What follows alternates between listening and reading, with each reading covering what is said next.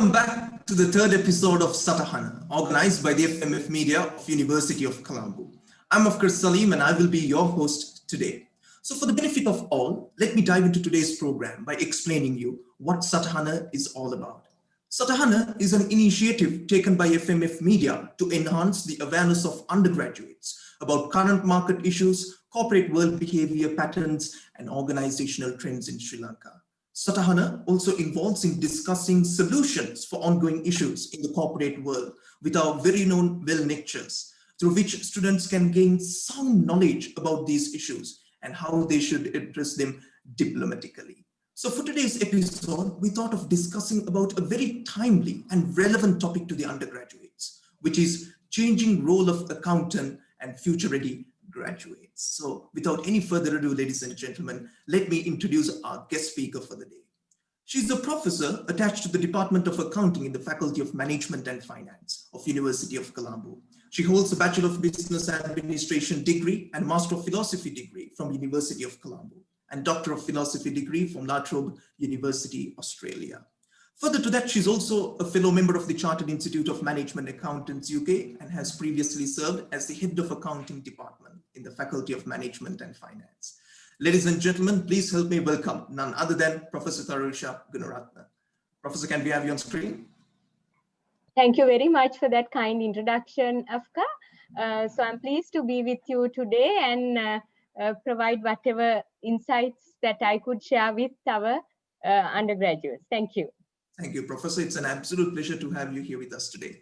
So let me move directly into the questions. So up until the 90s and early 2000s, there were piles of paper full of accounting records. Now it's only a few gigabytes stored on our palms. So this on the flip side has changed the role of an accountant, as well as the curriculums evolving around this model. So what current trends do you see in the field of accounting and how far has it displayed its impact?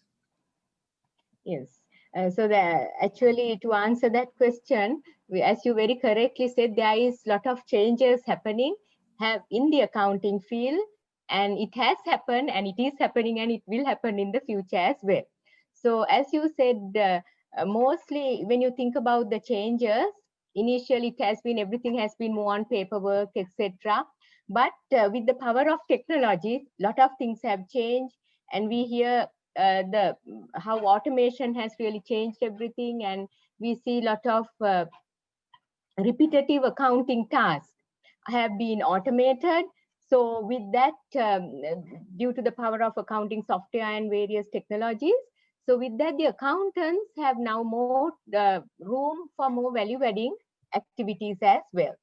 So this automation is one trend that we have seen in the accounting. Then also there is a lot of outsourcing of the accounting function, so that organizations are trying to focus on their core business and better utilize resources. So some instances we find that the accounting function has been outsourced as well. Another trend maybe what we can see is we see that rather than looking at each function in isolation, we see that accounting has been very much integrated to the operations as well. So integration of accounting with operations, maybe with technologies, with we see that ERP systems, enterprise resource planning systems are heavily used. So with that, we see that there's high integration of accounting with operations. So again, power of technology. Other thing, further, maybe we can see in terms of changes or trends in the field is the constant changes and updations we see with accounting standards, particularly in the accounting area, because to keep up with the changes in the operations based on the current needs, we see that accounting standards are being revised, updated, and for our undergraduates, especially what we need to think is, based on the area that they are in, especially, they have to really kind of keep aware of these kind of changes. And while we think about accounting, we normally think about this reporting of historical information. So now with the power of big data, predictive analytics, data analytics is also coming to the picture. The futuristic role is also very much evident. So while we certainly have this reporting past performance, we certainly see there's a huge trend towards the proactive or the futuristic uh, trend in the accounting field. So that means maybe I'll take a very small example. Maybe by tracking customer attitudes, you may want to predict customer behavior. So such kind of trends are happening with the power of maybe data analytics, etc. So these are some of the trends that we have been seeing in the accounting area. Very true, ma'am. And Professor, what if I ask you, well, many statistics and reports say that traditional bookkeeping related roles are becoming obsolete with firms adapting to integrated accounting platforms, which is very obvious. So, however, there is still place for the traditional plumber and carpenter. So, can you elaborate the career opportunities in the field of accounting? Yes, yes. As you very correctly said, yeah, the traditional bookkeeping is kind of, it may be obsolete to an extent, but we can't totally get over that as well. Maybe it's not directly the human who is doing it, but at least it may be through technology. Still, people have to see how you get to use technology. So in that sense, maybe it may be some tasks may be fully automated, some there may be part involvement of people and technology, and some things, as I earlier said, maybe more value adding activities would be from the human side. So of course, as you said, this bookkeeping and maybe the traditional scorekeeping role, uh, the importance may be decreasing because technology has taken over most of it, but we can't totally do away with it. It is still there, but maybe it has been more broadened and more things have been added to this area of accounting.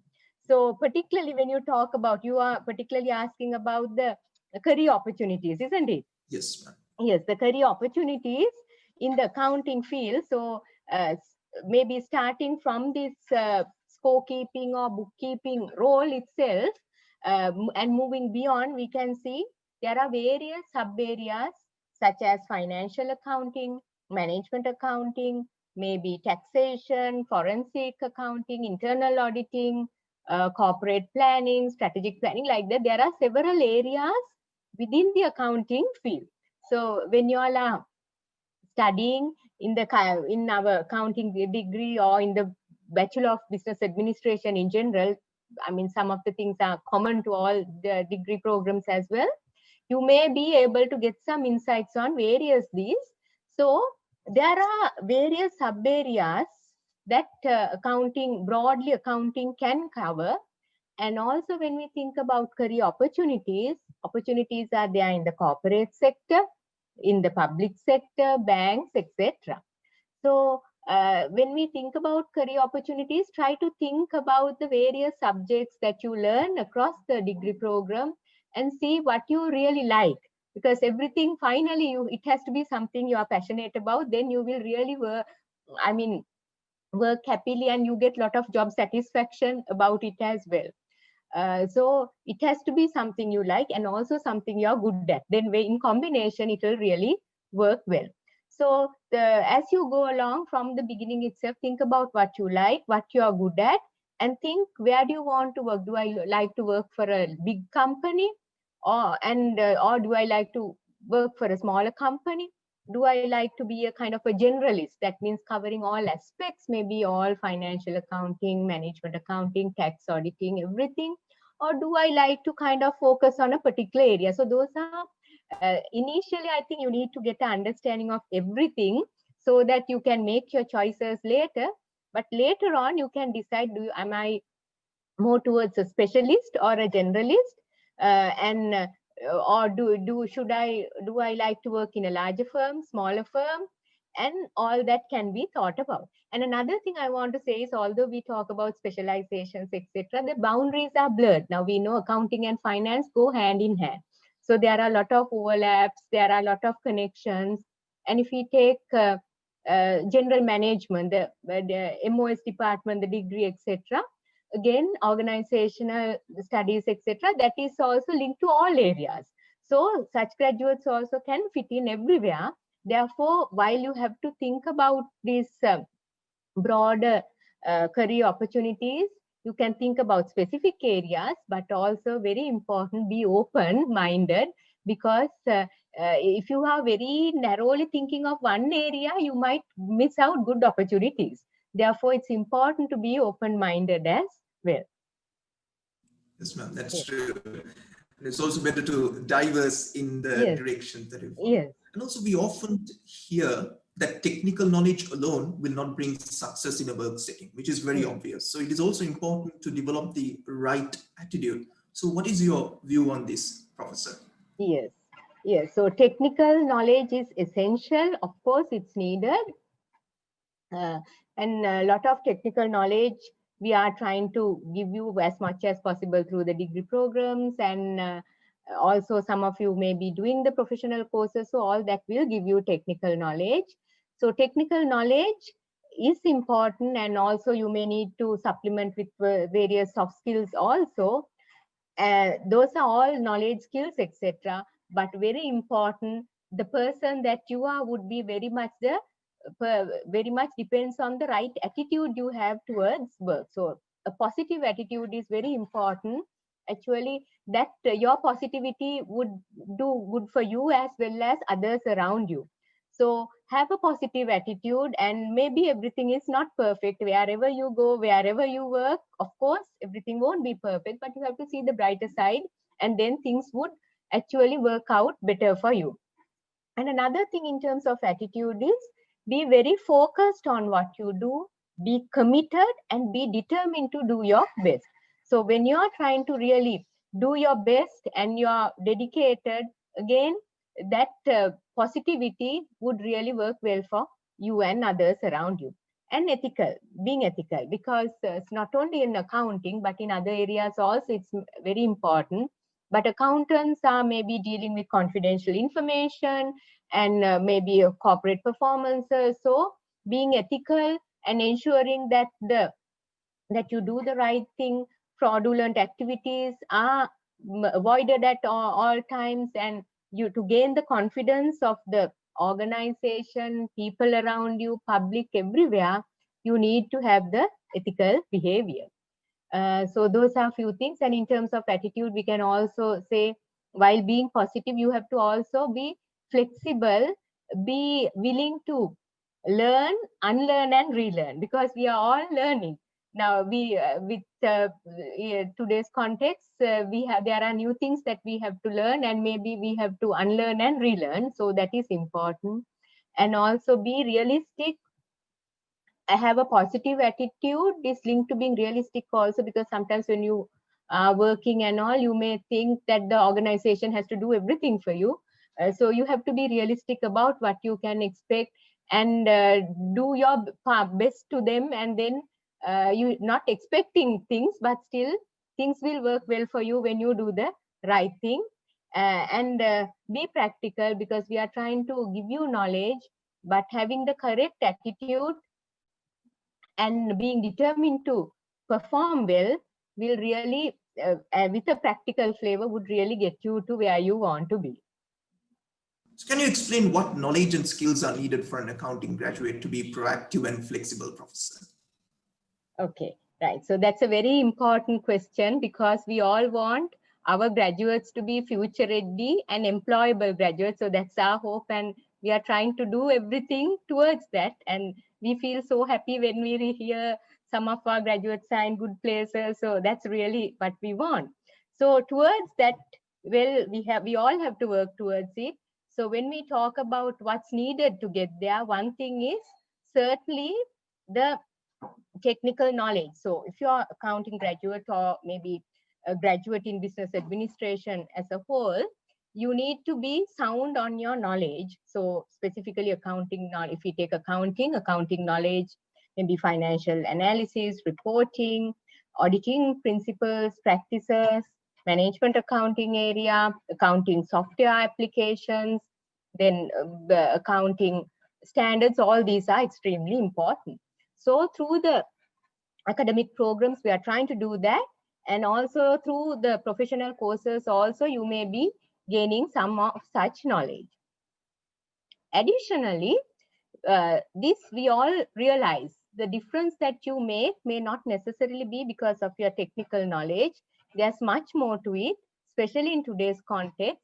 We talk a lot about soft skills. So in the degree program also we say, that's why we try our best where possible to get to improve your communication, presentation skills, team working, interpersonal, all those things. So soft skills are extremely important and it should complement technical skills.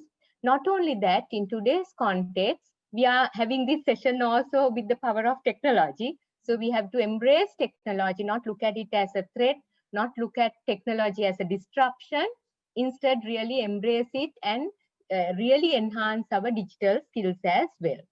And with all this is the right mindset, as we talked about earlier about attitude. So all the knowledge, technical knowledge, soft skills, the digital skills, all that should really come together. And I'm sure that will help all of our graduates to get good employment and be future ready. That's true.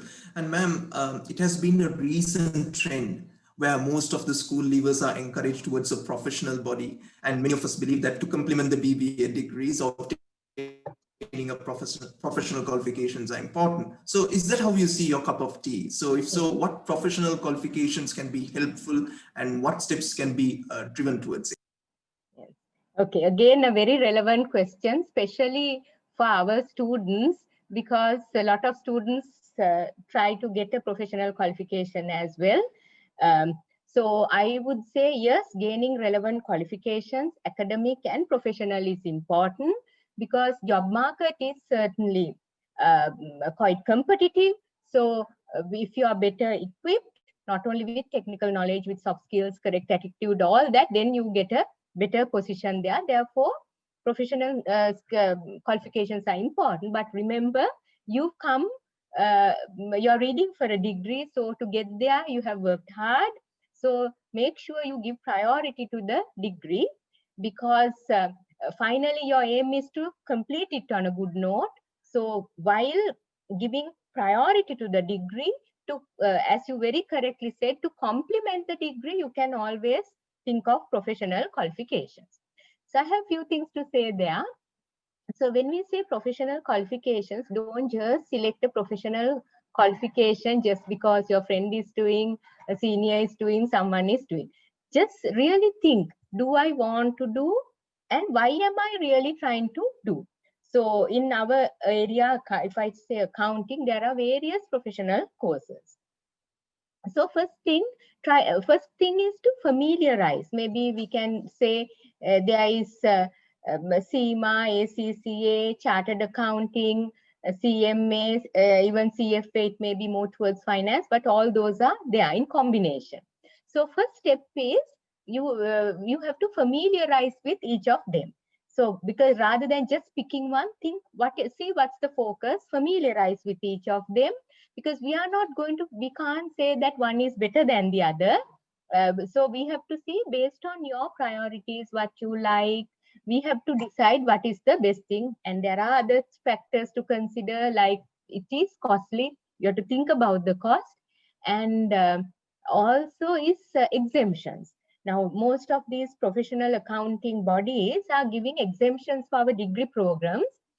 So you have to decide at what point you want to start. Are you going to start at the beginning or are you going to complete the degree and get the exemption? So there are several things. So don't haphazardly and don't rush towards just picking a professional course because you see it. And every course may not fit everyone. That is why I said familiarize and see what interests you and what you want to do. And once you select, now what we have seen is students they start, then they think, no man, I feel I want to change, and you change to another one, then you change to another. So what happened then? Finally you have wasted some time, your effort, all that, and doing several professional courses, my view is not quite needed. I feel do a good degree, you are reading for the degree, and if you really like, yes, fine, select one and complete it. Stick to it and complete. I think that's very important. I cannot say that one is better than the other, but whatever you choose, try to uh, stick to it and complete. Not only professional courses, I think that goes with anything, because otherwise, even in your CV, it doesn't look really good to say I have one uh, stage completed here, another one there, another one here. Then even your employer might ask, so okay, why didn't you complete this? Why were you shifting? So try to give a good impression of yourself and be that. Not only to give an impression, you have to be that as well. So to answer your very important question, yes, you can do, and I think it will help. Some of us have done, I have done, but you have to select one and also stick to it. And before selecting, please spend some time collecting information. Okay, you can ask your friends, your lecturers, even from the institutes, more information, and then do the selection.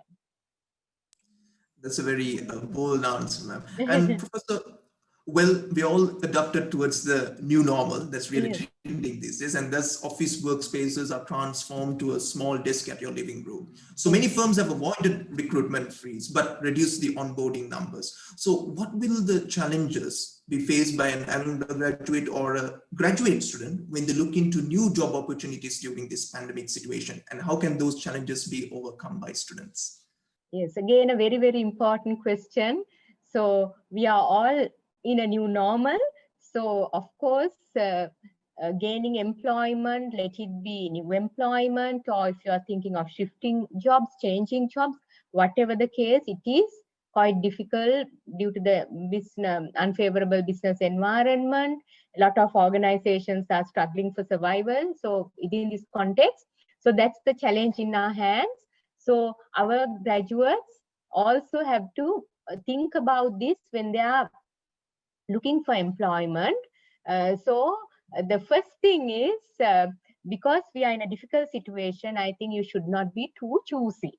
Because initially, if you are set on your mind and you think, okay, I like only this field and I like only this type of organizations, if you wait for that, maybe you may miss out so much of other areas or other experiences that you can get through commercial exposure.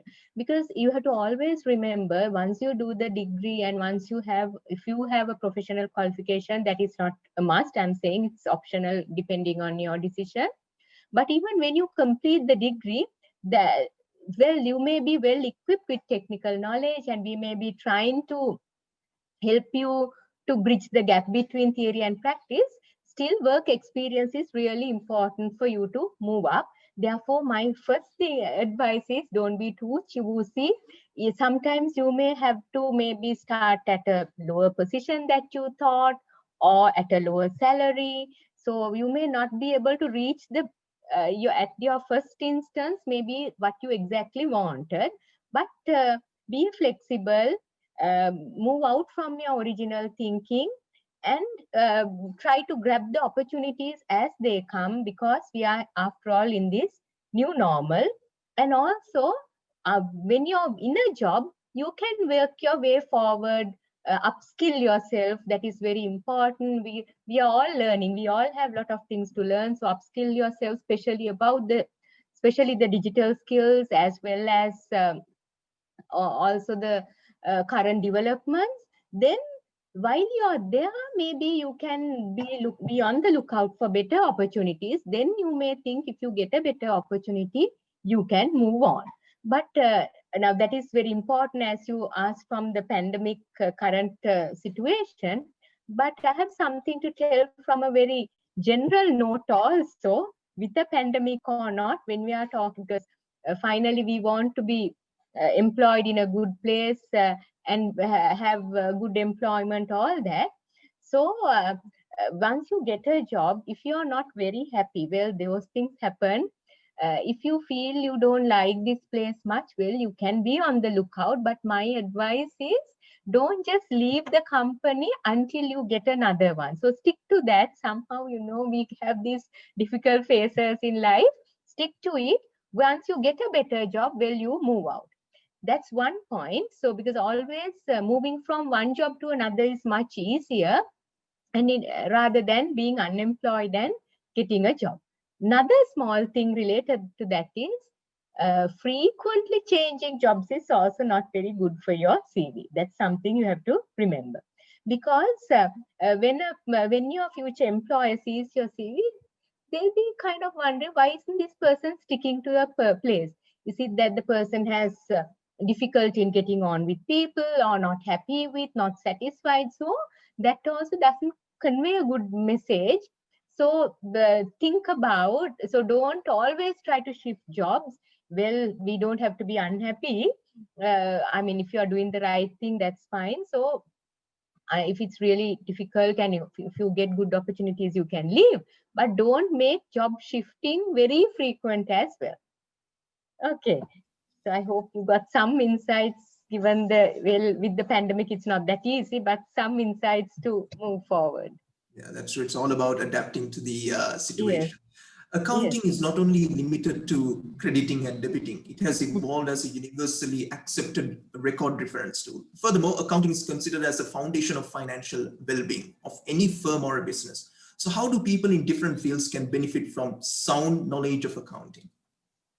Yes, that's very important.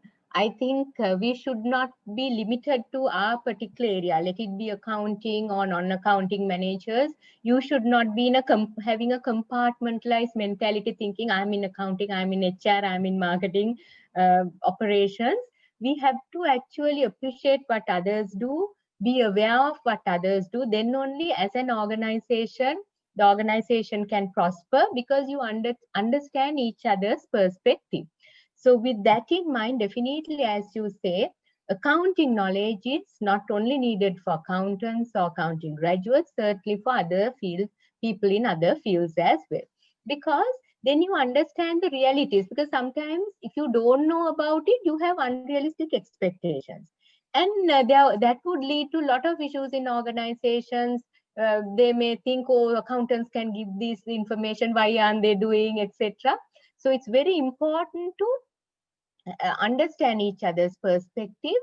And also, as I earlier said, each function cannot really operate in isolation. So for you to say non-accounting managers to be better managers, definitely accounting knowledge is important. I'll take a small example, maybe from my area of teaching and research. Maybe if you think of a small example like budgets, so we may think, okay, budgets. Budgets means accountants have to prepare budgets. Yes, maybe. But accountants are not going to do that alone. Budgets are prepared maybe by finally coordinated by accountants. But then they have to get information from others, and other people have to participate. When the budgeting targets are given, they also have to achieve it. So there's lot of interactions that's needed. And maybe once we prepare the budgets, and when there are variances, the other managers, non-finance managers, have to also answer and say why there is a variance. So if they are answerable, and if they have to give their inputs, and if they are making use of it, it's very important to understand what budgets are, what are the problems, what are the various types, and how various budgets fit together, how budgets maybe impact performance, motivation, all that. So that's just one example of budgets. So like that, we can take different areas of accounting and show how that knowledge is certainly going to be of use to non-finance managers. So sometimes they may have not thought that such information can be obtained from accounting, or such inputs for better decision making can be obtained. So that knowledge will really help to sometimes do away with certain misconceptions, have realistic expectations, and also get some value added information for your own decision making. So in that sense, certainly, as you very correctly mentioned, accounting information is useful for non-accountants.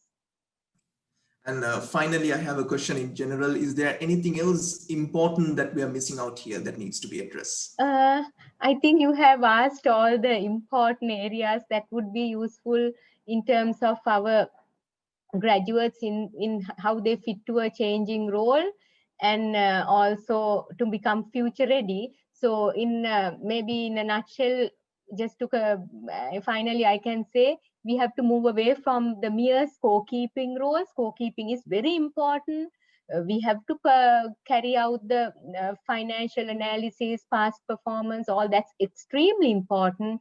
But we have to move beyond that, and from scorekeeping role, we have to move towards being value-added business partners. So the role of accountants and the role of accounting graduates has really broadened, and it will broaden in the future. So to be equipped to that broadened role, you need certainly your numerical skills, extremely important. Accounting has a lot of numerical skills that's needed, other technical knowledge, supplemented by the soft skills, digital skills, and of course the right attitude.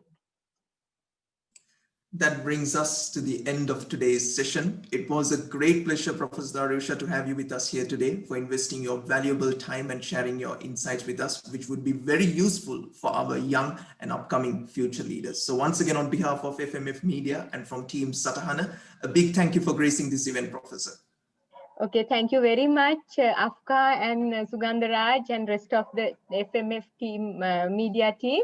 And I'm happy that I could provide some insight to you.